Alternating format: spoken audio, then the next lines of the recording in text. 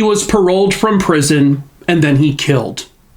And then he was paroled from prison again, and then he killed. Again. Hello, true crimerers. This is the case of Kenneth McDuff. Viewer discretion is advised.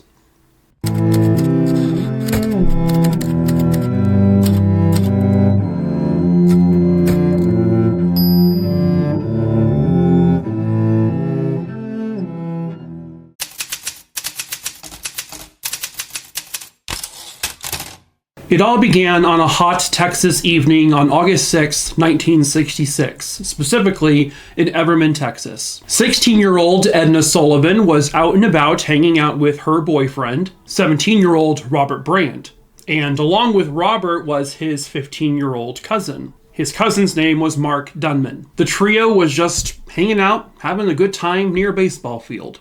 That's all they were guilty of. When suddenly a vehicle pulled up and a man came out, a man that pointed a gun at them and forced all three of them to get into the trunk of his vehicle. The man gets into the driver's seat and next to him is a passenger, another man, and they drive away. Well, the man who forced these three into a trunk would look to his passenger and say, "Well, they have seen my face, so now I have to kill them. We have to kill them." Apparently, the man had a plan to rape the teenage girl, but I guess he didn't want to wear a mask to hide his face. The man drives to a very desolate open field where he opens up the trunk. He forces the 17-year-old girl to get out of the trunk. All three of them are absolutely horrified. But before the other two could get out of the trunk, he puts the gun into their face and he pulls the trigger. He shoots and kills the two teenage boys, 17-year-old Robert and 15-year-old Mark. Both of them were killed instantly. Then he takes the girl, Edna Sullivan, and he rapes her. He then decides not to use the gun to kill her. He instead had a broomstick, I guess, with him, or there was a broomstick at wherever they went to. He used that broomstick to press against her throat and slowly crush her neck and suffocate her. And that is how he killed her. This would actually end up earning him the nickname the Broomstick Killer. Then they took off, the two men. Within a couple of days, a man enters a police station and says, "I need to get this off my chest. I have witnessed something absolutely horrific, and there's a monster out there that needs to be captured." It was a teenager named Roy Dale Green, and he says, "I was with Kenneth McDuff when he murdered these three teenagers, whose bodies were later recovered." All of Texas was absolutely horrified by this story. I mean, this was an absolutely brutal story. Three teenagers who were just hanging out were clearly in the wrong place at the wrong time, apparently, and because one man wanted to rape a teenage girl, all three of them had to die. 20-year-old Kenneth McDuff was then arrested and charged with the triple murder. Roy Dale Green would end up taking a plea deal in order to testify against Kenneth at trial, which he did, and in exchange, he got a 25-year prison sentence. Kenneth McDuff was born on March 21st, 1946, and he was born in Texas.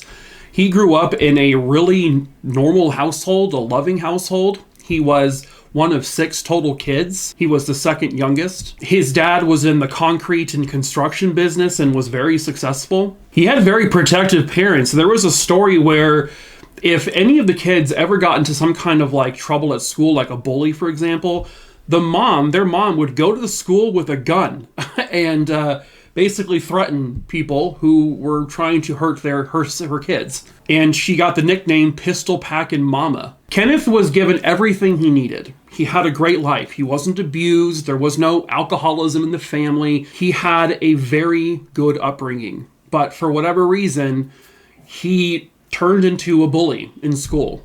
He got really bad grades. He beat up kids all the time. And then one day, a smaller kid, Kenneth was a very tall person. He was over 6 feet tall, 200 pounds when in high school. But one day he picked a fight with a weaker, smaller kid, and that weaker, smaller kid beat the shit out of him. And he actually lost. Kenneth McDuff was so embarrassed by this, he just dropped out of school and started to do work with his dad. By 1964, he starts his life of crime. He begins to break into homes and burglarize. He would steal things. And on one day in 1964, he broke into a woman's house where he then, not only did he burglarize from her, but he also raped her.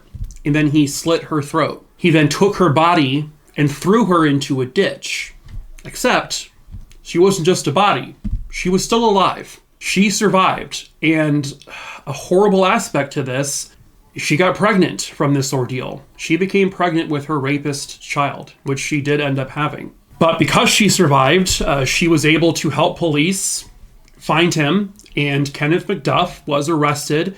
And in 1965, he was sentenced to 12 different 4-year sentences to run concurrently. Less than a year, not even a full year in prison, he's paroled. He raped a woman, tried to murder that woman.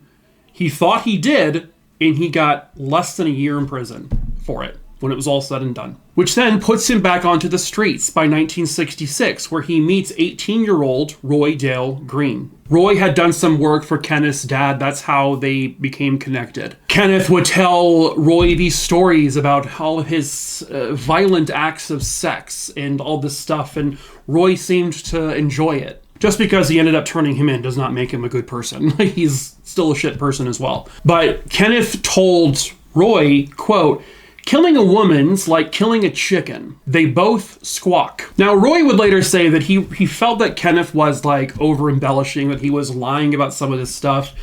And he kind of just sort of like laughed it off and went along with it. But then he saw it when they abducted those 3 teenagers.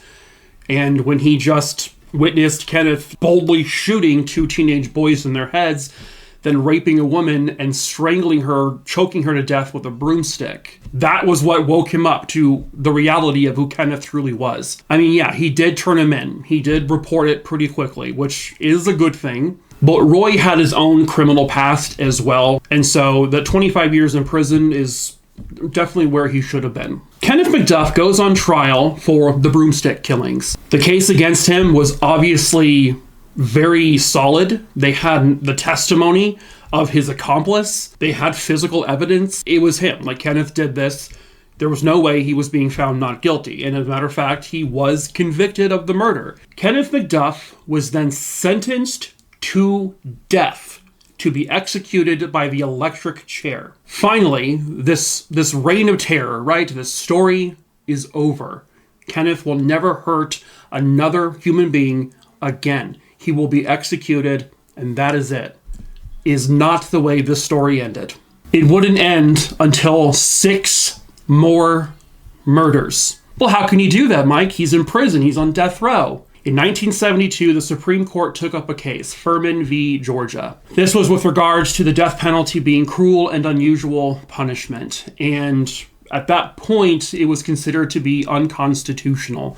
So the people who were on death row had all of their sentences commuted to life in prison. Kenneth McDuff was one of those people. His sentence was then changed to life in prison with the possibility of parole. So roughly 20 or so years after his conviction, Kenneth McDuff, because of overcrowding at the prisons, I shit you not, after murdering 3 people and being sentenced to death, was paroled. He was released in October of 1989. 3 days after his release, on October 14th, 1989, Kenneth McDuff would cross paths with a 29-year-old sex worker in Texas. Her name was Seraphia Parker. Seraphia Parker would then be found murdered in Temple, Texas. Seraphia was raped, she was strangled, and she was beaten. On October 10th, 1991, Kenneth McDuff had abducted another sex worker, her name Brenda Thompson. Brenda was in his car. She was kicking. She actually broke the windshield. She was screaming for help, and police saw this. A pursuit began, but unfortunately, Kenneth was able to evade them. He got away. And with him was Brenda Thompson. It wouldn't be until 7 years later where Brenda Thompson's body was discovered. she had been murdered. October 15th, 1991, a sex worker named Regina Deanne Moore, she was 21 years old, was abducted by Kenneth McDuff. He would then rape her, strangle her, and she was killed. December 29th, 1991, 28-year-old Colleen Reed was out and about. She was at one of those do-it-yourself car washes, and this is in Austin, Texas. And then witnesses would later tell police that they think they saw two men take a woman from this car wash and load her into a Thunderbird vehicle, and then they drove off. This was in the middle of the day. Colleen would be reported missing, and they found her car at the car wash.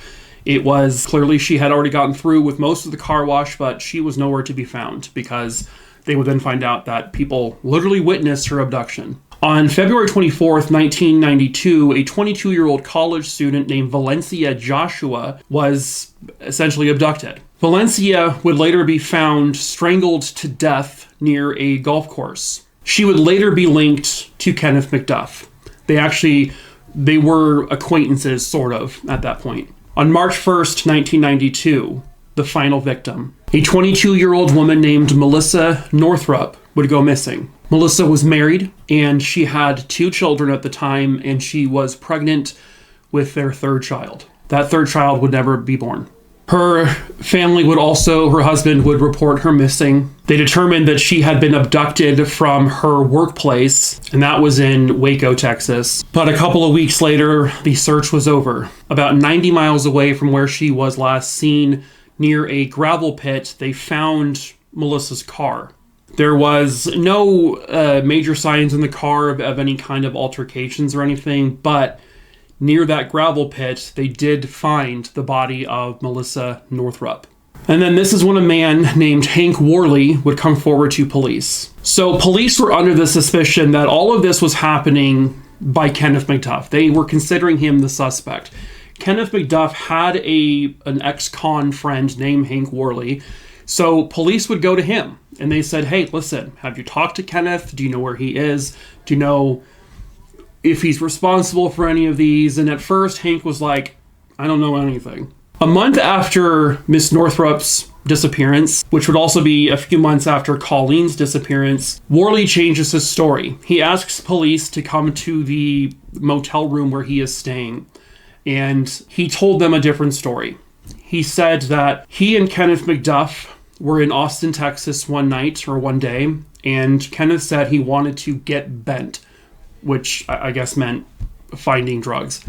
That's when he says that he was in the car with Kenneth McDuff when they pulled up to an Austin, Texas car wash. They saw Colleen Reed washing her car. Kenneth gets out of the car, walks up to Colleen, grabs her by her throat, and drags her and puts her into the car, and then he speeds away. He then makes Mr. Worley switch with him, and so that Mr. Worley is driving while Kenneth is in the back seat with Colleen, and he tortures Colleen for several hours while they're driving around. He tied her up with shoelaces, with whatever he could find. He put out lit cigarettes on her body. They then drove to an open, just desolate field way off in the distance where they dragged her out of the car and continued to torture her, or Kenneth did. Worley then says he saw Kenneth punch Colleen, and he's described it as sounding like a tree limb breaking is how hard he hit her. After this, Kenneth puts Colleen in the trunk. Kenneth drops Mr. Worley off at his home, and Kenneth disappears with the body in his trunk, and he doesn't know what happens after that. So at this point, Kenneth McDuff is now a wanted man, and they put his image all over the news in Texas, but all over the news also in the United States. And eventually he is featured on America's Most Wanted. When the show aired, someone from Kansas City, Missouri would contact the authorities and stated, Jesus, I think I've seen this guy. 600 miles away, Kenneth McDuff was found in Kansas City. When police get there, they find that Kenneth McDuff was living under a different name, and he had tried to solicit other sex workers. He had committed other petty crimes, no murders that they know of, and they extradite him back to Texas. At this point, they are confident that he is responsible for Colleen Reed's disappearance, but They didn't have her body. So instead, he first goes on trial for Melissa Northrop. His trial would begin in February of 1993. Hank Worley was called as a witness in this case because he was there to witness Colleen's disappearance, but he was there to provide evidence, because the same thing essentially happened with Melissa Northrop, whose body they do have. Kenneth McDuff would then be convicted and sentenced to death for the murder of Melissa Northrop. In February of 1994, they would say, we're just going to do a trial for Colleen since, even though we haven't found her body, but we have this really key witness, we have other witnesses, and so they were going to roll the dice and do it. And he was convicted of Colleen's murder as well, and sentenced to death again. In October of 1998, Kenneth, who at this point was now in his final days of living on this earth, the authorities pressed him hard and say, listen, you can do the right thing here and you can tell us where Colleen Reed's body is. And kind of unbelievably, he agrees.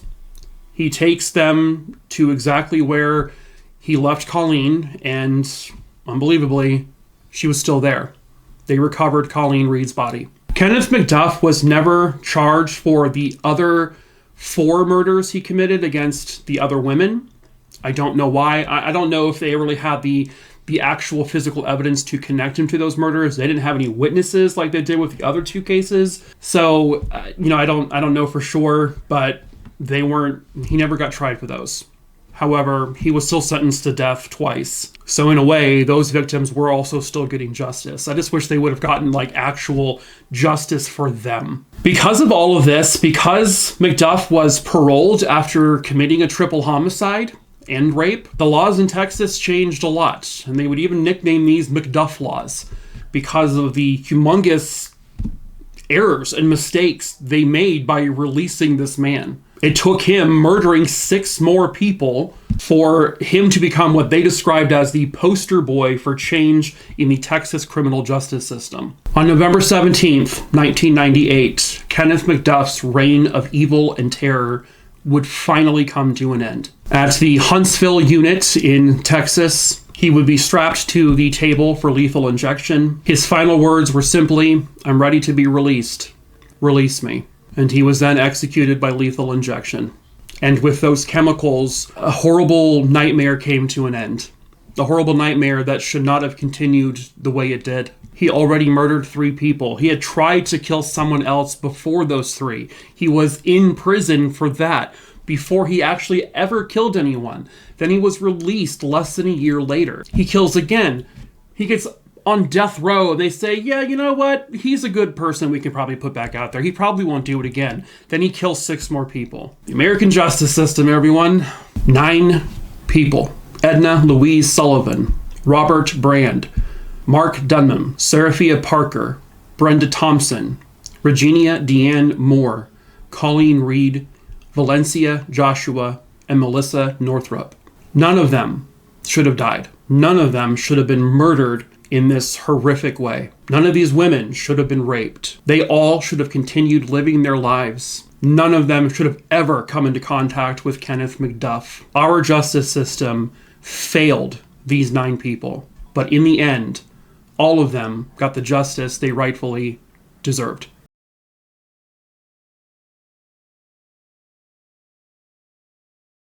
But that is it for this case, True Crime Maroony Dooney Dingleberry Dongs. Hope you found it interesting. Hello, if you're new here, my name is Mike. I tell true crime stories here on YouTube, so please subscribe if you're into that kind of thing. Hit the bell so you're notified when I post new videos. Drop a like, leave a comment, that way more people can see them. I do also tell short form true crime stories over on TikTok. You can find the link to my TikTok in the description of this video below. It's in that link tree, so feel free to follow that. Also in that link tree, you'll find my case list. It's public. You can see it. You can scroll through it. It's in alphabetical order for the most part. If you scroll through it and you do not see a name on there that you would like me to cover, just send me a really quick email. My email is also listed below. All I need to know is the name of the case, where it happened, when it happened. I'll add that name to my list. I pick my cases typically at random, so I can't promise you when I'll cover that case, but I will get to it eventually, I promise. But with that being said, that is it for this video, True Crime Maroony. So until the next case, ta-ta for now.